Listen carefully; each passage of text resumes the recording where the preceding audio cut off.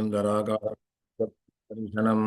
அஜானநாசகம் தேவம் சத்குரும் முரளீதரம் முரளீமண்டிதகரகமலம் முனிஜனமோகனம் யத்யஸ்தபாதம் மனமாலாதாரிணம் பிரேமபக்தமண்டலநித்யகீர்த்திதம் ஸ்ரீப்ரேமிகவரதம் ஆஸ்ரயேஹம் ஜன்மாத்யஸ்தஜதோன்வயாதிதரதश्चार्थेष्वभिज्ञस्वराट् तेने ब्रह्महृदायादिकवये मुह्यन्ते यत्सूरयः तेजो वारिमृतां यथा विनिमयो यत्र त्रिसर्गो मृषा धाम्ना स्वेन सदा निरस्तकुहकं सत्यं परं धीमहि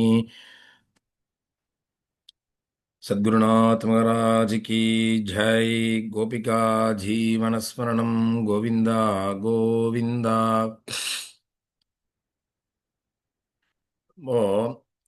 இந்த மார்கழி மாசத்துல விசேஷமா ஏகாதசி வருது. அதுக்கு வைகுண்ட ஏகாதசின்னு பேர். அதுல புராணங்கள்ல பத்ம புராணத்துலலாம் இதைதான் மோக்ஷதா ஏகாதசி இல்லைன்னா மோக்ஷ ஏகாதசி அப்படின்னு சொல்லுவோம். இன்னொரு விசேஷம் என்ன அப்படின்னா, இந்த மார்கழி மாசத்துல வர கிருஷ்ணபக்ஷ ஏகாதசி தான் உற்பத்தி ஏகாதசின்னு சொல்லுவோம். அதாவது ஏகாதசியே உற்பத்தியான தினம் அப்படின்னு சொல்றது.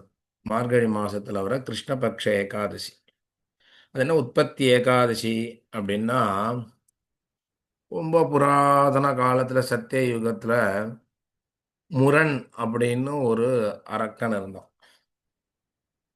அவன் தேவர்களை எல்லாம் ரொம்ப துன்புறுத்தச்சு. அவர்கள்லாம் போய் பகவான்கிட்ட பிரார்த்தனை பண்ணிண்டா. பகவான் அவனை அழிக்கிறதுக்கு சங்கல்பம் பண்ணிட்டார். அவனோட யுத்தம் பண்ணச்சே அவன் ஒரு வாட்டி தோத்து ஓடி போய் ஒழிஞ்சிக்கிறான். இதற்கிடையில பகவான் பதரிகாசிரமத்துல போய் விஸ்ராந்தி எடுத்துன்னு இருக்கார். அப்போ பகவான் நித்ரையில் இருக்கும் பொழுது பகவானை வதம் பண்ணணுன்ற கெட்ட எண்ணத்தோட அந்த முரண் வரான். அப்போ பகவானுடைய திவ்யமான சரீரத்திலேருந்து ஒரு அற்புதமான ஒரு கன்யை தோன்றுகிறாள். அவதான் அந்த கன்யை ஏகாதசி அப்படின்னு சொல்லப்படுறான். எல்லா ஆயுதங்களோட ரொம்ப அழகான திவ்யமான தேஜஸோட அந்த பெண் தோன்றி தேவர்களுக்கெல்லாம் தைரியம் தருபவளாக அங்க முரண் அப்படிங்கிற அந்த அசுரனை ஹுங்காரத்தினாலேயே வதம் பண்றான். பகவான் நித்ரையிலேருந்து எழுந்துட்டவன் இந்த முரண்கிற அரக்கன் அசுரன் இறந்து விழுந்திருக்கிறத பார்த்துட்டு ஆச்சரியப்பட்டு, யார் இவனை வதம் பண்ணினா, இவன் ஒரு பயங்கரமான அசுரனாச்சே அப்படின்னு சொல்லச்சே அந்த கன்னியை சொல்றா, தான் தான் வதம் பண்ணினதா. அப்போ பகவான் ரொம்ப சந்தோஷப்பட்டார். உனக்கு ஒரு பெரிய சாமர்த்தியம் அப்படின்னு கொண்டாடச்சு. இது உங்களுடைய அனுகிரகம்தான் நான் இவனை வதம் பண்ணினது அப்படின்னு சொல்லி பகவானுடைய திருவடியில் விழுந்து நமஸ்காரம் பண்றா. இப்போ பகவான் கேட்கிறார், உனக்கு என்ன வரம் வேணும் அப்படின்னு. அந்த பெண் தான் ஏகாதசி திதி அப்படின்னு சொல்லப்படுறவள். அதாவது ஏகாதசிங்கிறது ஒரு நாள் அப்படின்னாலும் ஒவ்வொரு நாளுக்கு ஒவ்வொரு தேவதை அப்படின்னு இருப்பா. அந்த மாதிரி ஏகாதசிக்கான ஒரு பெண் தேவதை தான் அந்த கன்யை. அதனால அவளை ஏகாதசி அப்படின்னு பத்ம புராணம் சொல்றது. அப்போ அந்த பெண் பிரார்த்தனை பண்ணிக்கிறா பகவான் கிட்ட. இந்த முக்கியமா ஏன்னா பொதுவாகவே நம்மளுடைய தர்மசாஸ்திரங்கள்ல பௌர்ணமி விரதம் இருக்கு, மாவாசியால அனுஷ்டானங்கள்லாம் இருக்கு. அது மாதிரி திதிகள் நட்சத்திரங்கள் இதிலெல்லாம் ஷஷ்டி விரதம் இதெல்லாம் இருக்கு. அந்த மாதிரி ஏகாதசி விரதம் அப்படிங்கிறத அந்த ஏகாதசி திதி தேவி கேட்குறா. மாம் உபோஷ்யந்தி ஏ பக்தியா தவ பக்தியா ஜனார்தன சர்வசித்தி பவேத்தேஷாம் எதி துஷ்டோசிமே மாதவா அப்படின்னு கேட்குறான். என்னுடைய தினத்துல உன்கிட்ட உள்ள பக்தியினால உன்னை நினைச்சுண்டு யார் சாப்பிடாம இருக்காளோ அவளுக்கு நீ நிறைய அனுகிரகம் பண்ணணும் அப்படின்னு கேட்குறா அந்த திதி. அதுலேயும் பொதுவாக உபவாசம் அப்படின்னாலே என்ன அர்த்தம்னா, உபவாசம்னா பகவானுடைய சமீபத்தில் நாம் வசிக்கிறது அப்படின்னு அர்த்தம். அதாவது மனசுனாலும் வாக்குனாலும் சரீரத்தினாலும் பகவானுடைய செயல்கள் பகவானுடைய சிந்தனைகள், பகவானுடைய நாமம் இதை சொல்லிகிட்டே இருக்கிறது தான் உபவாசம். அப்போ ஆகாரம்லாம் பண்ணாம இருக்கணும். அத்தகைய அந்த உபவாசம் இந்த ஏகாதசி திதியில யார் இருக்காளோ, ஒரு கால் முடியல அப்படிங்கிறதுனால கொஞ்சம் ஏதோ பலாகாரமா பண்ணிண்டா அப்படின்னாலும், தஸ்ய வித்தஞ்ச தர்மஞ்ச மோக்ஷம் வைதேகி மாதவா அப்படின்னு கேட்குது. அப்போ அவர்கள்ட்ட ரொம்ப சந்தோஷப்பட்டு அவளுக்கு தர்மத்தையும் கொடுத்து, செல்வத்தையும் கொடுத்து, மோட்சத்தையும் கொடுக்கணும் அப்படின்னு பிரார்த்தனை பண்றா. முதல்ல எதி துஷ்டோசி மே பிரபோ அப்படின்னு என்கிட்ட ஒரு சந்தோஷம் உங்களுக்கு உண்டானது அப்படின்னா, இந்த தினத்துல விரதம் இருக்கிறவாளுக்கெல்லாம் அனுக்கிரகம் பண்ணணும் அப்படின்னு கேட்டுண்டா, இப்போ என்னென்ன விரதம் என்னென்ன அனுக்கிரகம் பண்ணணும்னா, ஐஸ்வர்யத்தையும் கொடுக்கணும், தர்மம் பண்ற சித்தத்தையும் கொடுக்கணும், மோட்சத்தையும் கொடுக்கணும் அப்படின்னு வேண்டிக்கிறா. இதுல வாஸ்தவமா என்ன ஒரு அர்த்தம் அப்படின்னா, காமியமான ஏகாதசி விரத அனுஷ்டானம்னு இருக்கு. நாம ஏதாவது ஒரு பலனை உத்தேசம் பண்ணி கூட ஏகாதசி விரதம்லாம் இருக்கலாம். ஆனா ஏகாதசி விரதம்ங்கிறது நித்தியம். நித்தியம்னா என்ன அர்த்தம்னா, உனக்கு இஷ்டம் இருக்கோ இல்லையோ, you have to follow it அப்படின்னு. ஏகாதசி விரதம் அப்படிங்கிறது நித்தியம். எவ் எப்படி அதை சொல்லணும் அப்படின்னா, உண்மையிலேயே நீ எந்த விரதம் இருக்கியோ இல்லையோ அது அவசியம் இல்லை. ஆனா ஏகாதசி விரதம் அப்படிங்கிறத அவசியம் இருக்கணும். ஏகாதசி விரதம் இல்லாமல் ஒருத்தன் வேற ஏதாவது விரதத்துல ஈடுபாடு உடையவனா இருந்தான்னா, அவனுடைய அந்த விரதங்கள் பலன் கொடுக்காம போறது அப்படின்னு சாஸ்திரங்கள்லாம் சொல்றது. அதனால ஏகாதசி விரதம் அப்படிங்கிறது அவசியம் இருக்க வேண்டிய ஒரு விரதம். அதனால இந்த ஏகாதசி விரதத்தை நம்மளுடைய சாஸ்திரங்கள்லாம் ரொம்ப வசதியா கொண்டாடுறது. அதிலும் உங்களுக்கு ருக்மாங்கதன் அப்படிங்கிற ஒரு ராஜாவினுடைய சரித்திரம் நீங்கள்லாம் கேள்விப்பட்டிருப்பீங்க. ருக்மாங்கதனுக்கு சந்தியாவலி அப்படின்னு பத்னி, தர்ம பத்னி, தர்மாங்கதன் அப்படின்னு அவனுடைய புத்திரன். இவனுடைய ராஜ்யத்துல எல்லாருமே ஏகாதசி விரதம் இருப்பா. அவன் தண்டோரா போட்டுருவான் முதல் நாளே. நாளைக்கு ஏகாதசி வருது, தசமி அன்னைக்கு ராத்திரியே சாப்பிடாம இருக்க ஆரம்பிச்சிருவா அவ. அன்னைக்கே ஏகபக்தம்னு மத்தியானத்தோட ஆகாரத்தெல்லாம் நிறுத்திடுவான். ராத்திரி சாப்பிடாம இருந்து ஏகாதசி முழுக்க உபவாசம் இருந்து பகவத் பஜனை பண்ணிண்டு பூஜைகள்லாம் பண்ணிண்டு துவாதசி அன்னைக்கு பாராயணம் பண்ணி, பாரணை அப்படின்னாலே பாரணம் ரதசமாப்தி அப்படின்னு சொல்லுவோம். பாரணை பாராயணம்னு அர்த்தம் இல்லை, பாரணை. பாரணைன்னா விரதத்துல நாம கடைசியில விரதங்கள்லாம் இருந்து அதை பூர்த்தி பண்ற சமயத்துல எடுத்துக்கிற போஜனத்துக்கு தான் பாரணை அப்படின்னு பேர். அந்த விரதத்தை சமாப்தி பண்றது. அந்த மாதிரி துவாதசியில பாரணை பண்ணி பூர்த்தி பண்ணுவா ஏகாதசி விரதத்தை. அது நியமேன அந்த ருக்மாங்கதனோட ராஜ்யத்துல இருந்துன்னு வந்தது. அதனால யமலோகத்துக்கே யாருமே பிரஜைகள் போகாம இருந்தா. மனுஷர்கள்லாம் பாவம் பண்ணி அந்த பாவத்தினால நரகத்தை அடையவா, புண்ணியம் பண்ணா சொர்க்கத்துக்கு போவா அப்படின்னா, இவா எல்லாமே பிரஜைகள்லாம் ஏகாதசி விரதம் இருக்கணும்னு நியமிச்சதுனால, அந்த பிரபாவத்தினால தர்மராஜன் கிட்டேயே யாரும் போகல. புண்ணியமா பாபமான்னு விசாரமே இல்லை, எல்லாருமே மோட்சத்தை அடைஞ்சிருந்தான். அப்போ பிரம்மதேவர் இவனுடைய அந்த ஏகாதசி விரதத்துல உள்ள நிஷ்டைய சோதனை பண்றதுக்காக ஒரு மோகினிய பூலோகத்துக்கு அனுப்புறார். அந்த மோகினியை பார்த்து ருக்மாங்கதன் ராஜா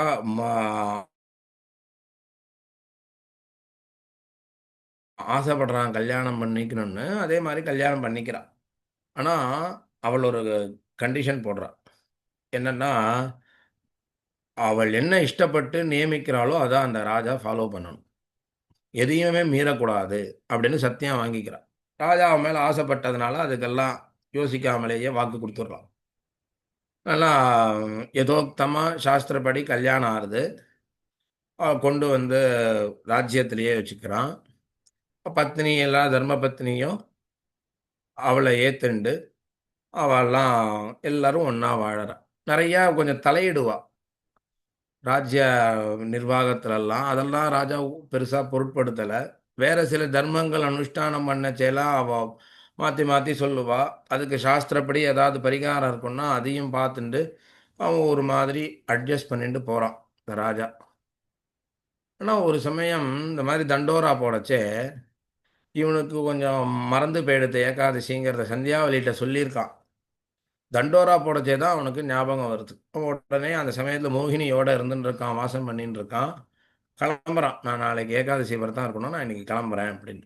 அவன் நிர்பந்தப்படுத்துகிறான், நாளைக்கு ஏகாதசி விரதம் போகக்கூடாது, என் கூட தான் இருக்கணும் அப்படின்னு நிர்பந்தப்படுத்துகிறான்.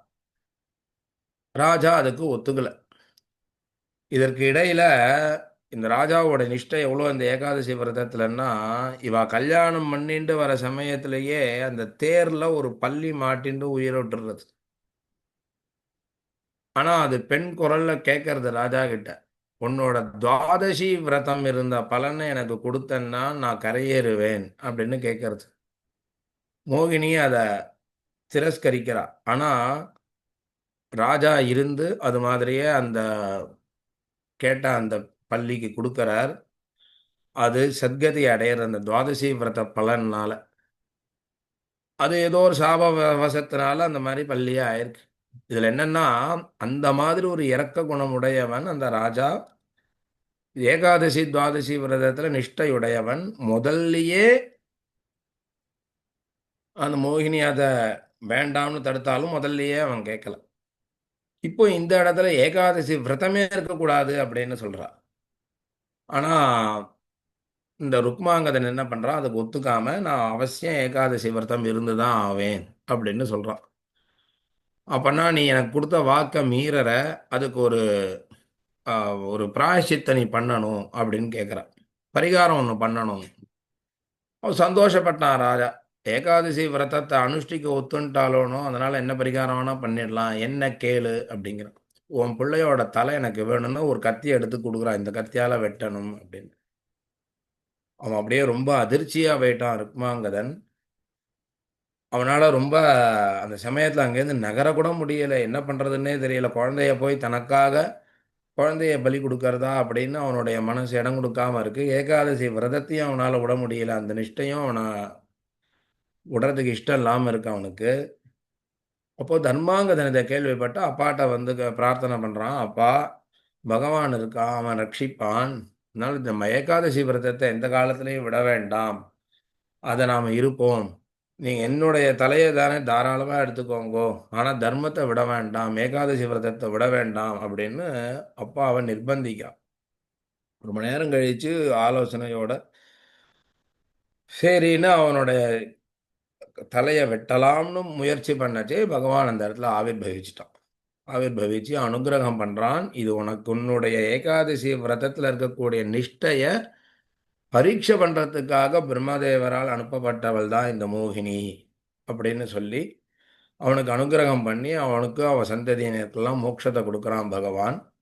இப்படி இந்த ருக்மாங்கத சரித்திரத்தினாலையும் இது நாரத புராணத்தில் நாரதர் சம்வாதத்தில் வருது இந்த ருக்மாங்கத சரித்திரம் அப்படிங்கிறது. ரொம்ப விசேஷமான சரித்திரம். எப்படி அம்பரீஷன் துவாதசி விரதத்துக்கு பாரணைக்கு அம்பரீஷனோட சரித்திரம் ரொம்ப வசத்தியோ, அந்த மாதிரி ஏகாதசி விரதத்துக்கு ருக்மாங்கதனோட சரித்திரம் ரொம்ப வசத்தி. நாட்டில் இருக்கிற பிரஜைகள் எல்லாருக்கும் தண்டோரா போட்டு ஏகாதசி விரதம் இருக்க சொல்லுவான். அதே மாதிரி தான் அம்பரீஷனும். அம்பரீஷன் துவாதசி விரத மாகாத்மியம்னா ருக்மாங்கதன் ஏகாதசி விரத மாகாத்மியம். அதனாலையும் ஏகாதசி விரதம் நம்மளுடைய பரம்பரையில் எவ்வளவு சித்தாந்தத்தில் ரொம்ப முக்கியமானது அப்படின்னு தெரியாது. பொதுவாகவே நம்மளுடைய பெரியவாள்லாம் நமக்கு வாழ்க்கையை எப்படி அமைச்சு கொடுத்துருக்கான்னு நீங்கள் பார்த்தீங்கன்னா, எப்படி உணவே மருந்து அப்படின்னு ஒரு வார்த்தை சொல்லுவாள். நாம் சாப்பிட்ற ஆகாரமே டயட்டாக இருந்ததுன்னா வியாதிகள் எல்லாம் குறைக்கும் அப்படின்னு சொல்கிறாலோ, அப்படி இல்லாமல் இஷ்டத்துக்கு சாப்பிட்டுட்டு இருந்தோம்னா மருந்தே உணவாக போயிடும். நம்ம அழகாக நம்மளுடைய வாயை கட்டுப்படுத்திட்டு உணவு எடுத்துட்டோம்னா அப்போது அந்த டயட்டே அந்த மருந்தாக அமைஞ்சிடுற மாதிரி நம்மளுடைய வாழ்க்கை ஸ்டைல் அதுவே நமக்கு எப்படி ஒரு உயர்வை கொடுக்குமோ அப்படி அமைச்சு வச்சிருந்தா அது நமக்கு சரீரத்தையும் காப்பாற்றக்கூடியதாகவும் மனசையும் கண்ட்ரோல் பண்ணக்கூடியதாகவும் நமக்கு மோட்சம் அப்படிங்கிறத கொடுக்கக்கூடியதாகவும் அமைஞ்சிருந்தது அந்த ஒரு வழிமுறை. அதுதான் நம்மளுடைய சனாதனமான இந்து மதத்தினுடைய கோட்பாடுகள். அதுல ஏகாதசி விரதங்கிறது ரொம்ப முக்கியம். ஏன்னா இந்த சரீரம், சரீரத்துக்குள்ள மனசு, மனசுக்கும் சூக்ஷ்மமானது ஆத்மா அப்படின்னு இருக்குன்னா அந்த ஆத்மா கரையேறணுங்கிறது தான் ultimate goal for any one. அவனுக்கு தெரிஞ்சிருக்கோ தெரியலையோ அவன் மோட்சத்தை அடைய வேண்டியது தான் அல்டிமேட் கோல். அது தெரியாததுனால நம்ம உலக விஷயங்கள்ல மயங்கின்னு இருக்கோம். நமக்கு புரிய மாட்டேங்கிறது. எப்படி திடீர்னு ஒருத்தன்ட்ட போய் குழந்தைகிட்ட போய் ஆத்மானா என்ன அப்படின்னு சொன்னா புரியாதோ அந்த மாதிரி அல்டிமேட் கோல் பகவான் அடையிறது தான் அப்படின்னு சொன்னாலும் புரியாது. அதனால தான் பகவானும் அவனே அவதாரம் பண்ணி இறங்கி வரான் மகான்களா. அவனும் கூட இருந்து அனுஷ்டானம் பண்ணி நாம சங்கீர்த்தனம் பண்ணிலாம் காண்பிக்கிறான். அதுதான் கோல் அப்படிங்கிறது. ஆனா நம்ம வாழ்க்கை முறையை எப்படி மகரிஷிகள்லாம் அமைச்சு கொடுத்துருக்கான்னா ஆகாரம் அப்படிங்கிறது சரீரத்தோட ஃபிட் அதுக்காக அமைச்சு கொடுத்துருக்கு. ஆகாரம் இப்படி சாப்பிட்டா இப்போ அந்த மாதிரி ஃபாலோ பண்ணோம்னா சரீரம் ஃபிட்டாக இருக்கும். நடவடிக்கை நம்மளுடைய ப்ராக்டிசஸ்லாம் என்ன இருக்கோ அதை ஒரு மாதிரி வகுத்து கொடுத்துருக்கா இப்படி தான் இருக்கணும் அப்படின்னு. அதை ப்ராக்டிஸ் பண்ணால் சரீரமும் நன்னா இருக்கும், மனசும் நன்னா இருக்கும். அந்த மோட்சத்துக்கான வழியிலையும் நாம் ஃபாலோ பண்ணுவோம். இப்போ ஏகாதசி விரதம்னு எடுத்துட்டா விரதம்னா ஃபாஸ்டிங் அப்படின்னு சொல்கிறா. இன்றைக்கி நிறையா பேர் இன்டர்மீடியட் ஃபாஸ்டிங்னு சொல்கிறா. நீங்கள் வந்து ஒரு நாள் சாப்பிடாமையே இருங்கன்னு சொல்கிறா. அப்போது இன்டைரக்டா சரீரத்துக்கும் அது நன்னா இருக்கு. ஆனா வெறும் சரீரத்துக்காக வேண்டியதுதான் விரதத்தெல்லாம் சொல்லியிருக்கா அப்படின்னு கிடையாது. அது மோட்சத்தை அடையறதுக்காகவும் முக்கியமா சொல்லியிருக்கா. அப்போ அதெல்லாம் நம்ம ஃபாலோ பண்ணோம் அப்படின்னா நமக்கு சரீரமும் சொஸ்தமா ரொம்ப ஃபிட்டா இருக்கு. மனசும் ரொம்ப திருப்தியா ஒரு ஸ்ட்ரெஸ் இல்லாம ரிலீவ்டா இருக்கு. அதே மாதிரி மோட்சத்துக்கான வழியிலேயே நாம போயிட்டே இருக்கோம். இப்போ இருக்கிற ஒரு என்ஜாய்மெண்ட்டு, இப்போ இருக்கிற ஆகாரம் அப்படிலாம் என்னென்னா வெறும் சரீரத்தை கண்ட்ரோல் பண்ணி ஒரு ரொப்பரா மாதிரி இருக்கும், வயத்தை ரொப்பரா மாதிரி இருக்கும். மனசுக்கு ஏதோ அந்த ஒரு டெம்பரரி ஒரு ரிலீஃபை கொடுக்குற மாதிரி இருக்கும். ஆனால் கடைசியில் கொண்டு போய் நம்மள ஒரு ஆன்சைட்டிலேயோ ஒரு ஸ்ட்ரெஸ்லேயோ போய் தள்ளுற மாதிரி தான் வாழ்க்கை முறை இருக்குது. ஆனால் அந்த காலத்து வாழ்க்கை முறை அப்படி இல்லைங்கிறதுக்கு இந்த விரதங்கள் எல்லாமே நம்ம உதாரணமாக எடுக்கலாம். அப்படி இந்த ஏகாதசி விரதம்ங்கிறது சரீரத்துக்கும் நல்லது, மானசிகமாகவும் நல்லது. நம்மளுடைய பகவானை நோக்கி நாம் போயின்னு இருக்கோமே அதுக்கும் ரொம்ப அவசியமானது. அதை நமக்கு சாதிச்சு கொடுக்கக்கூடியது அப்படின்னு தெரியறது. இதுலேயும்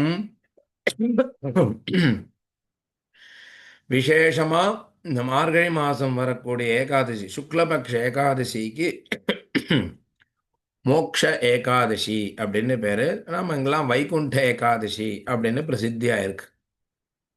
பத்ம புராணத்தில் எல்லா ஏகாதசிக்கும் மகாத்மியங்கள்லாம் சொல்லியிருக்கு. அதே மாதிரி துவாதசி விரதத்தினுடைய மகாத்மியத்தையும் சொல்லியிருக்கு.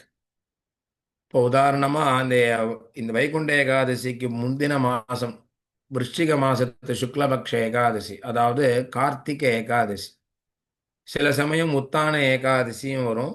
அதாவது பண்டரிபுரத்தில் ஆஷாட ஏகாதசி, கார்த்திகை ஏகாதசிங்கிறது ரொம்ப விசேஷம் மாதிரி.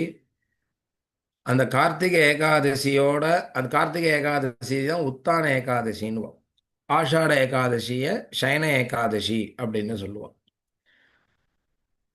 இந்த விருஷ்டிக மாசத்துல வரக்கூடிய ஏகாதசி சுக்லபக்ஷ ஏகாதசிக்கு கைசிக ஏகாதசி அப்படின்னு பேர். அது வராக புராணத்தில் வருது. அந்த துவாதசி விரதம் நீங்க விஷயமான கதை திருக்குறுங்குடி அப்படின்னு இங்க ஒரு திவ்ய தேசம் நம்மளுடைய நாட்டில் திருநெல்வேலி மாவட்டத்தில் இருக்கு. ரொம்ப வசத்தியான ஒரு திவ்ய தேசம். அந்த திவ்ய தேசத்துல தான் அந்த கைசிக புராணம் அப்படிங்கிறத பாராயணம் பண்ணுவான் கைசிக ஏகாதசியின் போது. அங்க ஒரு நம்பாடுவான் அப்படிங்கிறவன் அந்த ஏகாதசி விரதம் இருந்து பகவானுக்கு போய் பாட்டு பாடி ராத்திரி வேளையில அப்புறம் பாராயணம் பண்ணுவான். அந்த மாதிரி அவனை ஒரு பிசாசு பிடிக்கிறது. அப்போ அவன்கிட்டேருந்து ஏகாதசி விரதத்திலேருந்து ஒரு புண்ணிய பலனை கேட்கறது. அவன் ரொம்ப மறுத்து கடைசியில் இந்த கைசிகப்பண் அப்படின்னு ஒரு ராகம் வாசிப்பான். அதோட பலனை கொடுக்கறான். அது கரையேறது அப்படிங்கிறது அந்த கைசிக புராண கதை. இப்போ பகவான் அந்த ஏகாதசியும் போது ராத்திரி வேளையெல்லாம் முழிச்சிருந்து அவன் பாட்டு பாடினானே, அந்த ஒரு கீர்த்தனத்துக்கே அவ்வளவு ஒரு மகாத்மியம். ஒரு பைசாச்சத்துக்கு விமோசனம் கொடுக்கிற மாதிரியான ஒரு பலன் அதற்கு இருக்குன்னா, எவ்வளவு அனந்த கோடி பலன் உண்டு இந்த விரதத்துக்கெல்லாம் அப்படின்னு தெரியறது. பொதுவா இந்த ஏகாதசி அதுதான் கைசிக ஏகாதசி அப்படின்னு சொல்லுவோம். இது மோக்ஷ ஏகாதசி. மோக்ஷ ஏகாதசின்னு ஒரு ஒரு பெயர் காரணம் சொல்லணும்னா, நமக்கு மோட்சத்தை கொடுக்கறது. சம்சாரங்கிற பந்தத்தில் நாம் இருக்கோம். இதிலிருந்து நமக்கு ஒரு விடுதலையை கொடுக்கறதுக்காக இந்த ஏகாதசிக்கு மோக்ஷ ஏகாதசி. ஸ்ரீரங்கத்துலலாம் இந்த வைகுண்ட ஏகாதசியும் போது தான் பரமபத வாசல் அப்படின்னு பகவான் ரங்கனா நம்பெருமாளை பரமபத வாசல்ல திறந்து அழைச்சிட்டு வருவா. அது சொர்க்க வாசல் அப்படிங்கிற மாதிரி பிரசித்தமாயிருக்கு. ஆனால் பரமபத வாசல் அப்படிங்கிறது தான் அதனுடைய பிராகிருதமான இயற்கையான பெயர். அதனால ஸ்ரீரங்கத்தில் ரொம்ப விசேஷம் இந்த வைகுண்ட ஏகாதசி அப்படிங்கிறது. இதை ஒட்டி தான் அங்கே பகல் பத்து ராப்பத்து அப்படிங்கிற உற்சவங்கள்லாம் நடக்கும் வைகுண்ட ஏகாதசியை ஒட்டி. இதுக்கும் ஒரு சரித்திரம் உண்டு. வைகானசன்கிற ஒரு ராஜா, அவனுக்கு ஒரு நாள் ராத்திரி ஒரு சொப்னம் ஏற்படுறது. அவனுடைய மூதாதையர்கள்லாம் நரகத்தில் விழுந்து கஷ்டப்படுற மாதிரி. அப்போ அவன் இதுக்கு என்ன விமோச்சனம் அப்படின்னு யோசிச்சுட்டு போகச்சு ஒரு முனிவர் அவனுக்கு சொல்றார், நீ மார்கழி மாதம் சுக்லபக்ஷ ஏகாதசிக்கு விசேஷமா விரதம் இருந்து அதோ உன்னுடைய பித்திருக்களுக்கெல்லாம் கொடுத்தா அவெல்லாம் கரையேறுவா அப்படின்னு. அது மாதிரி இந்த மார்கழி மாதம் சுக்லபக்ஷ ஏகாதசி, இந்த வைகுண்ட ஏகாதசி விரதத்தை விசேஷமாக அனுஷ்டானம் பண்ணி அதன் மூலமாக பித்திருக்கள் எல்லாம் கரையேற்றினான். அவெல்லாம் கஷ்டத்திலேருந்து விடுபட்டாங்கிறதுனாலையும் இது மோக்ஷ ஏகாதசி அப்படின்னு சொல்லப்படுறது. ஆனால் அது ஒண்டிதான் மோட்சத்துக்கு போகாத, நரகத்திலேருந்து விடுதலையானா அப்படிங்கிறது மட்டும்தான் காரணம்னு இல்லை. மோக்ஷம்னாலே சம்சார பந்தத்திலிருந்து விடுபடுறது தான் மோக்ஷம் அப்படின்னு. எல்லா ஏகாதசியுமே ஏகாதசி விரதம் இருந்தாலே இப்பவே அந்த ஏகாதசி தேவி பகவான்கிட்ட பிரார்த்தனை பண்ணதை நாம பார்த்தோம். யார் ஸ்ரத்தையா ஏகாதசி விரதம் இருக்காளோ அவ மோட்ச பர்யந்தம் எல்லா அனுகிரகத்தையும் பண்ணணும்னு பகவான் கிட்ட பிரார்த்தனை பண்ணிட்டா பகவான் ததாஸ்து அப்படின்னு அந்த தேவிக்கு அனுகிரகம் பண்ணினான். அதிலும் இந்த பத்ம புராணத்திலேயே பரமேஸ்வரன் உபதேசம் பண்றார் பார்வதிக்கு, கிருஷ்ணஸ்ய நாம மனசா வதந்தி ச புனః புனः தேது தன்யதமா ஞேயாக அஸ்யாம் ராத்திரௌ விசேஷதா அப்படின்னு. அதாவது ஏகாதசி அன்னைக்கு ராத்திரி யார் முழிச்சுண்டு இருக்காளோ பகவானுடைய நாமாக்களை மனசுனால தியானம் பண்ணிண்டு, இல்லைன்னா வாயினால பாடிண்டு, எப்படி ஆண்டாள் சொன்னாலும் மனத்தினால் பாடி வாயால் பாடி மனத்தினால் சிந்திக்க அப்படின்னு சொன்னாலும் அந்த மாதிரி இங்க அமைஞ்சிருக்கு இந்த ஸ்லோகம். மனசா, அப்புறம் வதந்திச்ச புனః மனசுனால நினைக்கிறா, வதந்திச்ச சொல்லவும் சொல்றா. அப்படி இருக்கிறவா தான் தன்யதமா லோகே, நிறைய பலன்களை சொல்றார் அவர். ஏகாதசி அன்னைக்கு ராத்திரி முழிச்சுண்டு இருக்கிறதுக்கு பலன். முழிச்சுண்டு நான் ஏதோ கேம் விளையாடினேன், சினிமா பார்த்தேன் அப்படின்னு இல்லாமல் முழிச்சுண்டு பகவன் நாம சங்கீர்த்தனம் பண்ணிட்டு இருந்தா அதுதான் உத்தமமான ஒரு பலன் அப்படிங்கிறதையும் காண்பிக்கிறார். அப்போ நிறைய பலன்களை சொல்றார். யாருக்கெல்லாம் என்ன வேணுமோ அதெல்லாம் கொடுக்கக்கூடிய பலன்கள். ஆனால் முக்கியமாக தன்யதமா ஞேயா, அப்படி ராத்திரி முழிச்சுண்டு நாமா சொல்றவன், கதை கேட்கிறவன், பகவானை தியானம் பண்றவன் தான் அவர்கள் தான் இருக்கிறதுலேயே மிகவும் உயர்ந்தவர்கள், தன்யர்கள். அப்படின்னா அவ தான் பர்ஃபெக்ட், அவ தான் பண்ண வேண்டியதை பண்ணினவா அப்படின்னு நாம கன்சிடர் பண்ணலாம். அதனால ஏகாதசி விரதம் அப்படிங்கிறது ரொம்ப விசேஷமானது. இது பகவான் சொல்றான், அந்த தசமி கலக்காத ஏகாதசி இருக்கணும் அப்படின்னு. ஏன்னா தசமி கலந்த ஏகாதசியில விரதம் இருந்தால் அந்த மோகினிக்கு போயிடுறது.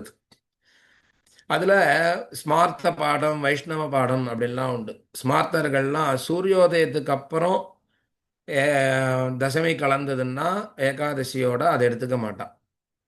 ஆனால் வைஷ்ணவ பாடத்தில் 4 மணி 4 மணி சமயத்திலே, அதாவது காலங்காலத்தால் பிரம்ம முகூர்த்தத்திலேயே ஏகாதசியோட தசமி கலக்கக்கூடாது. கலந்துடுத்துன்னா அவள் அந்த நம்மை அந்த ஏகாதசி எடுத்துக்க மாட்டா. அடுத்த நாள் தான் ஏகாதசி விரதம் இருப்பாள். அதனால தான் இந்த ஸ்மார்த்த ஏகாதசி, வைஷ்ணவ ஏகாதசி, மாத்வ ஏகாதசி பேதங்கள்லாம் வரும். அதுலேயும் ஒரு கால் துவாதசி அன்னைக்கு தான் ஏகாதசி விரதம் இருக்கா அப்படின்னா, அன்னைக்கு ஏகாதசியே இல்லாட்டா கூட பரவாயில்ல, முன்னாடி நாள் தசமி கலந்துடுத்துன்னா அந்த ஏகாதசி அவ ஃபாலோ பண்ண மாட்டா. ஏகாதசி சுத்தமாக இருக்கணும். ஜஸ்ட் ஒரு மினிட், ஒரு செகண்ட் கூட அதில் கலக்கக்கூடாது. உதாரணமாக 4 மணிக்கு அந்த ஆரம்பிக்கிறது அப்படின்னா 3:59க்கு முன்னாடி முடிஞ்செடுத்த தசமின்னா ஓகே. 4:01க்கு முடியறதுன்னா கூட அது தசமினால அஃபெக்ட் ஆன ஏகாதசி அப்படின்னு. ஸோ நெக்ஸ்ட் டே தான் அவளுக்கு ஏகாதசி விரதம். அந்த மாதிரி அந்த தசமி கலந்து ஏகாதசி இருந்துருதுன்னா அது மோகினிக்கு சேர்றது அப்படின்னு. அதுதான் அந்த சாஸ்திரம் சொல்றது. அந்த மாதிரி பகவானும் சொல்றார். ஏகாதசி விரதம் இருந்து அந்த ஏகாதசியிலையும் துவாதசி பின்னாடி துவாதசி கலக்கலாம். மத்தியானம் 11 மணி வரைக்கும் ஏகாதசி இருக்கு, அப்புறம் துவாதசி வந்துடுறதுன்னா அது பரவாயில்ல. அதுலேயும் பின்னாடி திரையோதசியும் கலக்கிறதுன்னா அது ரொம்ப விசேஷமானது அப்படின்லாம் சொல்றார். அதே போல யார் யாரெல்லாம் இருக்கலாம் அப்படின்னா, ரொம்ப முடியாதவா இருக்க வேண்டாம். ஒரு 80-85 வயசு ஆயிடுத்து, இனிமேல் அவளால் முடியலைன்னா,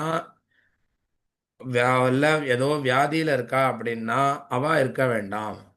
குழந்தைகள் இருக்க வேண்டாம். இது ருக்மாங்கதனே அவனுடைய ராஜ்யத்தில் ஒரு ரூல் போட்டிருந்தான்.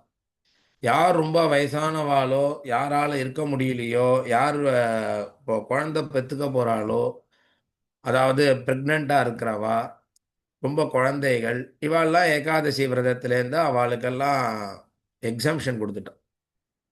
மற்றபடி எல்லாருமே விரதம் இருக்கணும். எல்லா சன்னியாசிகள் உட்பட எல்லாருமே ஏகாதசி விரதம் இருப்பா. இப்போ சன்னியாசிகளோட நியமங்கிறது தனி. இப்போ நான் விவகாரத்துக்காக அதை சொல்கிறேன். அப்படி எல்லாருமே இருக்க வேண்டிய ஒரு விரதம் அப்படின்னா ஏகாதசி விரதம். இது எப்படி பகவன் நாமா எல்லாருக்கும் பொதுவோ அந்த மாதிரி ஏகாதசி விரதமும் எல்லாருக்கும் பொது. எப்படி பகவன் நாமா பகவானை பிரீத்திப்படுத்துறதோ அது மாதிரி ஏகாதசி விரதமும் பகவானை ரொம்ப பிரீத்திப்படுத்துறது, சந்தோஷப்படுத்துறது. ரொம்ப சுலபமான இந்த ஏகாதசி விரதம் நாளைக்கு வருது, வைகுண்ட ஏகாதசி. அன்றைக்கு அனுஷ்டானம் பண்ணி குருநாதர் சொல்றது போல எப்பவும் நாமாக்களை சொல்லி, அதுவும் மார்கழி மாதம் கார்த்தால எழுந்துண்டு நாமத்வாருக்கு வந்துட்டு குளிச்சுட்டு கிரகத்திலேயே இருந்துட்டோ நாமத்வாருக்கு எல்லாரோட சேர்ந்து பஜனை பண்ணி நாம சங்கீர்த்தனம் பண்ணால் அதுக்கு ஒரு விசேஷ பலன். இதெல்லாம் புராணங்கள்லாம் இருக்கு. பாகவதாலாம் சேர்ந்துண்டு நாம சங்கீர்த்தனம் பண்ணிட்டு இருந்தால் அது ரொம்ப விசேஷமானது. அப்படி நாமத்வாருக்கு நாம சங்கீர்த்தனம் பண்ணி அன்றைக்கு பகவானோட ஒரு சிந்தனையில் நாம் இருந்து குருநாதருக்கு ஒரு சந்தோஷத்தை கொடுக்கணும் அப்படின்னு சொல்லிட்டு இன்றைக்கு இந்த கதையை நாம் முடிச்சுப்போம். சத்குருநாத் மகராஜ் கி ஜெய்.